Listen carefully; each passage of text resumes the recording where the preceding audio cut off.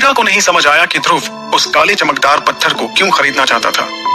बाजार में घूमकर थक चुकी इरा ने कहा, ध्रुव, अगर अब तुम्हारी खरीदारी पूरी हो गई हो तो क्या हम घर चलें?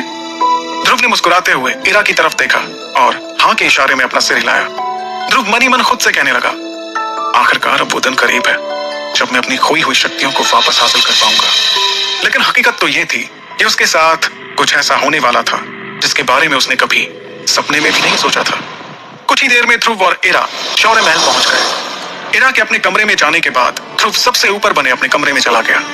उसने दरवाजा बंद करके अपनी अंगूठी की तरफ देखते हुए जोश के साथ कहा, आचार्य देखो, मैं वो सब कुछ लेकर आ गया जो आपने मुझसे लाने को कहा था। ध्रुव के इतना कहते ही उसकी अंगूठी में से एक सफेद रंग की रोशनी तेजी से बाहर निकली, जिसके झटके से ध्रुव जमीन पर जा गिरा। अपने आप को संभालते हुए खड़े होकर उसने कहा, हर बार इस तरह से आना जरूरी है क्या? मुझे कुछ हो जाता तो? ध्रुव की इस बात पर विदुर ने हंसकर उसके इर्द गिर्द घूमते हुए कहा, अब जब तक मैं तुम्हारे साथ हूँ मैं तुम्हें कुछ भी नहीं होने दूंगा। इस पर ध्रुव ने थोड़ा बेरुखी से कहा, हाँ हाँ ठीक है, वो तो देख ही रहा हूँ। पहले तो खुद ही मुझे चोट पहुंचाते हो और फिर खुद ही कहते हो कि मैं तुम्हें कुछ नहीं होने दूंगा। फिर अगले ही पल ध्रुव ने अपने बेड के सामने रखी टेबल पर सारा सामान रख दिया और पूरे जोश में कहा, ये देखो, आपने जो जो सामान लाने को बोला था मैं वो सब कुछ लेकर आ गया हूँ। अब आप जल्दी से मेरी ट्रेनिंग शुरू कीजिए। अच्छा लग रहा है तुम्हारा ये जोश देखकर, मुझे सचमुच बहुत अच्छा लग रहा है। अगले ही पल विदुर ने ध्रुव को ऑर्डर देते हुए कहा, जाओ जल्दी से एक बड़े से बर्तन में गर्म पानी लेकर आओ। आचार्य के मुंह से ये सुनकर ध्रुव को थोड़ा सा अजीब लगा, लेकिन वो उनकी बात मानते हुए कुछ ही देर में एक बड़े से बर्तन में गर्म पानी लेकर आ गया।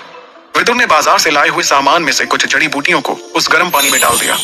उन जड़ी बूटियों के पानी में घुलने से धीरे धीरे पानी का रंग बदलने लगा और तभी अचानक विदुर ने चुटकी बजाई। उनकी चुटकी बजाते ही ध्रुव के कमरे में उसके बेड और उसके टेबल के बीच एक कालीन ने जगह ले ली। उस कालीन पर विदुर ध्यान की मुद्रा में बैठ गए और उन्होंने ध्रुव से कहा, मेरा मुंह क्या देख रहे हो? आकर मेरे सामने बैठ जाओ। आचार्य की बात मानते हुए ध्रुव उनके ठीक सामने कालीन पर बैठ गया और ध्यान से विदुर को देखने लगा। देखते ही देखते ध्यान की मुद्रा में बैठे हुए विदुर की हथेलियों से आग की लपटें निकलने लगी। अगले ही पल विदुर ने अपने दूसरे हाथ की हथेली को उस आग वाली हथेली के ऊपर रखा। ऐसा करने से वो आग बुझ गई। ये सब देखकर ध्रुव का चेहरा खिल उठा। तब विदुर ने ध्रुव की तरफ देखते हुए कहा, अगली बारी तुम्हारी। ये एक बहुत ही साधारण सी टेक्निक है। इसके जरिए मैं देखना चाहता हूँ कि तुम्हारे शरीर में ताकत कितनी है। अपना पूरा ध्यान हथेली पर केंद्रित करते हुए जैसा मैं कर रहा हूँ वैसा करो। विदुर की इस बात पर ध्रुव भी ध्यान मुद्रा में बैठ गया। अपनी आंख बंद करते हुए ध्रुव ने वैसा ही किया जैसा विदुर ने कहा और देखते ही देखते उसकी हथेली पर आग जलने लगी। आग की लपटें बढ़ने लगी। तब विदुर ने कहा, अपना पूरा ध्यान हथेली पर केंद्रित करो और फिर दूसरे हाथ की हथेली से इस आग को काबू में करने की कोशिश करो। जैसा विदुर ने कहा ध्रुव वैसा ही करने की कोशिश कर रहा था। देखते ही देखते उसकी हथेली से आग की लपटें और बढ़ने लगी।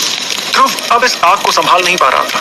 तब विदुर ने अपनी शक्तियों का इस्तेमाल करते हुए अपने हाथ को ध्रुव की हथेली पर रखा और उन आग की लपटों को ठंडा किया।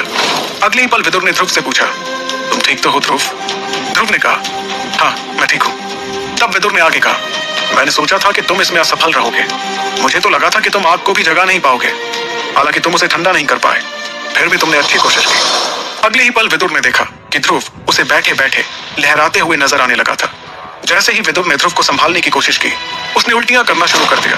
ये देखकर विदुर घबरा गए, क्योंकि ध्रुव कोई साधारण उल्टी नहीं बल्कि खून की उल्टियां कर रहा था। विदुर उसे संभालने की कोशिश कर ही रहे थे कि ध्रुव बेहोश होकर कालीन पर गिर पड़ा। विदुर ने चीखते हुए कहा, ध्रुव अपनी आंखें खोलो, अपनी आंखें खोलो ध्रुव। ये तो सिर्फ तुम्हारे शरीर की ताकत को देखने के लिए एक छोटा सा प्रयास था। ऐसा कैसे हो सकता है? ध्रुव की फिक्र करते हुए आचार्य विदुर ने उसके शरीर के सामने कुछ मंत्र पढ़ने शुरू कर दिए। उन्होंने अपने दोनों हाथों को खोल दिया, जिसमें से सफेद रंग का धुआं निकला। उस धुएं ने ध्रुव के पूरे शरीर को ढक लिया और देखते ही देखते ध्रुव की दोनों आंखें बंद हो गईं और वो गहरी नींद में चला गया। तब विदुर ने उसके चेहरे की तरफ देखते हुए खुद से कहा, तुम्हारी किस्मत बहुत अच्छी है ध्रुव, बहुत ही अच्छी। खुद से इतना कहने के बाद विदुर ने ध्रुव को कालीन पर सुला दिया और अपनी शक्तियों से ध्रुव की शक्तियों को बढ़ाते हुए कहा, अब से मेरा भविष्य भी तुम पर ही निर्भर है। कल से तुम्हारी जिंदगी के एक नए दिन की शुरुआत होगी। अगली सुबह जब ध्रुव की नींद खुली तो उसे अपने शरीर में एक अजीब सा बदलाव नजर आया। उसे ऐसा बिल्कुल भी नहीं लगा कि कल की ट्रेनिंग के दौरान वो उल्टी करते हुए बेहोश होकर गिर पड़ा था। कुछ देर के बाद ध्रुव का ध्यान हरे रंग से भरे हुए पानी के जार पर गया।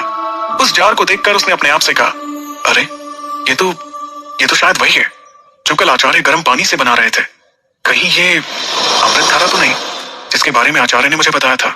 इतना कहकर ध्रुव उस हरे पानी के जार के पास पहुंचा और उसे गौर से देखने लगा। तभी अचानक उसकी अंगूठी में से एक आवाज आई। तुम बिल्कुल ठीक सोच रहे हो ध्रुव, ये वही अमृत धारा है जिसके बारे में मैं तुम्हें बता रहा था। और अगले ही पल विदुर ध्रुव की अंगूठी से बाहर आ गए और कहने लगे, तुम फिलहाल उससे दूर रहो और मैंने जो तुम्हें कुछ चीजें सिखाई थी उन्हें दोहराते रहो। और हाँ, कल मैं तुम्हें चमकीले काले पत्थर के बारे में कुछ चीजें बताना भूल गया था, उसे ध्यान से सुनो। विदुर के इतना कहते ही ध्रुव ध्यान से उसकी बातों को सुनने लगा। ये चमकीला पत्थर मार्कस के किसी योद्धा का लगता है। इस पत्थर में क्लास 2 टेक्निक छिपी है जिसका नाम है वैक्यूम हैंड। हालांकि इसका लेवल जो है वो लो है। चमकीले पत्थर की खासियत सुनकर ध्रुव बहुत खुश हो गया। उसने जोश में आकर कहा, क्या बात है, मैंने कभी सपने में भी नहीं सोचा था कि किसी योद्धा की वैक्यूम हैंड टेक्निक मेरे हाथ लगेगी। आप मुझे कब इसकी शक्तियों का इस्तेमाल करना सिखाएंगे? ध्रुव को इतना खुश देखकर विदुर ने कहा, अरे रुको जरा, पहले मेरी पूरी बात तो सुन लो। विदुर के इतना कहने पर ध्रुव चुपचाप उनकी बातें सुनने लगा। अपनी बात को आगे बढ़ाते हुए विदुर ने कहा, तुम इस वैक्यूम हैंड टेक्निक का इस्तेमाल तभी कर सकते हो जब तुम्हारी शक्ति का सितारा सामने वाले की शक्ति के सितारे से ज्यादा हो। यह बात सुनकर ध्रुव थोड़ा सोच में डूब गया। तभी विदुर ने उसे वैक्यूम हैंड टेक्निक के बारे में एक और हैरान कर देने वाली बात बताई। और सबसे खास बात, पहले तुम्हें अपनी शक्ति को अगले सितारे तक ले जाना पड़ेगा, तभी तुम इस पत्थर में छुपी टेक्निक का इस्तेमाल कर सकते हो। यह सुनकर ध्रुव हैरानी में पड़ गया। उसे हैरान देखकर विदुर ने कहा, अगर तुम इसका इस्तेमाल करना चाहते हो तो कड़ी मेहनत करना शुरू कर दो, तभी तुम इसका इस्तेमाल कर पाओगे, वरना भूल जाओ कि कभी तुम्हारे हाथ मार्कस के किसी योद्धा की टेक्निक आई थी। विदुर की इस बात पर ध्रुव एकदम से जोश में आकर कहने लगा, आचार्य, आप ऐसा कैसे कह रहे हैं? आपको क्या लगता है कि मैं मेहनत करने से डरता हूँ? नहीं, ऐसी बात नहीं है। मैं तो बस तुम्हें बताना चाहता हूँ, इस चमकीले पत्थर में जो टेक्निक छिपी हुई है तुम उसका इतनी आसानी से इस्तेमाल नहीं कर सकते हो। इसके लिए तुम्हें अपनी शक्तियों को बढ़ाना होगा। अपने आचार्य की इस बात को सुनकर ध्रुव थोड़ा शांत हुआ। तब विदुर ने उसे एक अच्छी खबर देते हुए कहा, क्या तुम्हें अपने आप में कुछ बदलाव नजर आ रहे हैं? विदुर के ये सवाल पूछते ही ध्रुव को एहसास हुआ कि शायद कल की ट्रेनिंग के बाद वो अपनी शक्तियों में एक सितारा आगे बढ़ चुका था। अब उसकी शक्तियां तीसरे सितारे से चौथे सितारे पर आ चुकी थी। लेकिन ये सिर्फ उसका एक अंदाजा था। ध्रुव अपनी बढ़ी हुई शक्ति को अच्छे से महसूस कर रहा था। वो इस बात की खुशी मनाता उससे पहले ही विदुर ने उसकी मुश्किलें बढ़ाते हुए कहा, मैं तुम्हें एक बात और बता दूं, मैंने जो अमृत धारा बनाई है वो ज्यादा महीनों तक नहीं चल पाएगी। तुम एक बार फिर से बाजार जाने की तैयारी कर लो। अपने आचार्य की इस बात को सुनकर ध्रुव पूरी तरह से हैरान हो गया। उसने हैरानी के साथ कहा, लेकिन अभी तक तो आपने इसका इस्तेमाल करना भी नहीं सिखाया और आप कह रहे हैं कि ये बहुत जल्दी खत्म भी हो जाएगी। क्या मुझे फिर से इन जड़ी बूटियों को खरीदने के लिए पैसों का इंतजाम करना होगा? ध्रुव की इस बात का तुरंत जवाब देते हुए विदुर ने कहा, समय आने पर तुम्हें अमृत धारा की सारी खूबियां पता चल जाएंगी। फिलहाल तुम फिर से पैसों का इंतजाम करने के बारे में सोचो। लेकिन मैं फिर से इतने सारे पैसों का इंतजाम कहां से करूंगा? तब विदुर ने उसे इस परेशानी का हल बताते हुए कहा, तुम चाहो तो अपने बाबा से इसके लिए पैसे ले सकते हो। विदुर की इस बात पर ध्रुव ने परेशान होते हुए कहा, नहीं, मैं ऐसा बिल्कुल भी नहीं कर सकता। मैं अपने बाबा को अपनी किसी मुसीबत के बारे में नहीं बताना चाहता। मेरी वजह से वो पहले से ही परेशान रहते हैं। ठीक है, कोई बात नहीं। अगर तुम अपने पिता से किसी तरह की मदद नहीं लेना चाहते हो तो एक बार फिर से इरा से मदद ले लो। विदुर की इस बात पर ध्रुव ने चिढ़ते हुए कहा, आचार्य, आप ये कैसी बात कर रहे हैं? अभी तक मैंने इरा को पहले के 1000 सोने के सिक्के ही नहीं लौटाए हैं और आप हैं कि एक बार फिर से उससे मदद लेने की बात कर रहे हैं। इस पर विदुर ने बेपरवाह होते हुए कहा, देखो, वो तुम्हें देखना है, लेकिन मैं तुम्हें एक बात साफ साफ बता देना चाहता हूँ। तुम जो तीसरे सितारे से चौथे सितारे पर पहुंचे हो, ये इस अमृत धारा का ही करिश्मा है। जब तुम ट्रेनिंग के बाद बेहोश हो गए थे तो अमृत धारा के पानी में लेट कर ही तुम्हारा शरीर फिर से ठीक हुआ है। अमृत धारा की खासियत सुनकर ध्रुव पूरी तरह से हैरान रह गया था। उसके चेहरे पर खुशी की लहर दौड़ने लगी। वो अमृत धारा के बारे में कुछ पूछता उससे पहले ही विदुर ने कहा, फिलहाल तुम्हें इसके लिए ज्यादा खुश होने की जरूरत नहीं है। तुम बस इतना समझ लो कि अगर तुम्हें अपनी शक्तियों को अगले सितारे तक ले जाना है तो तुम्हें बाजार से उन चीजों को फिर से खरीदना पड़ेगा और इसके लिए तुम्हें कई सोने के सिक्कों की जरूरत पड़ेगी। ये बात सुनकर ध्रुव ने थोड़ा परेशान होते हुए कहा, ठीक है, मुझे बार बार एक ही बात मत बताओ, मैं कोई ना कोई रास्ता जरूर निकाल लूंगा। इतना कहते हुए ध्रुव अपने कमरे से बाहर निकल गया और इस परेशानी के हल के बारे में सोचने लगा। दूसरी ओर विदुर फिर से ध्रुव की अंगूठी में जाकर बैठ गया। शौर्य महल से बाहर निकलते ही ध्रुव को शौर्य दल के ट्रेनिंग ग्राउंड से कुछ आवाजें आने लगी। उन आवाजों से उसे समझ आ गया कि वहां पर 2 योद्धाओं के बीच प्रैक्टिस चल रही थी। ध्रुव ने बिना देर किए अपने कदमों को ट्रेनिंग ग्राउंड की ओर बढ़ा लिया। कुछ ही देर में वो ट्रेनिंग ग्राउंड के बड़े से दरवाजे पर पहुंच गया। और अपनी आंखों के सामने का नजारा देखकर उसने कहा, ओहो, तो ये बात है, आज इरा सनी को मजा चखा रही है। ट्रेनिंग ग्राउंड मेसोडोरिया शहर के लोगों से खचाखच भरा हुआ था।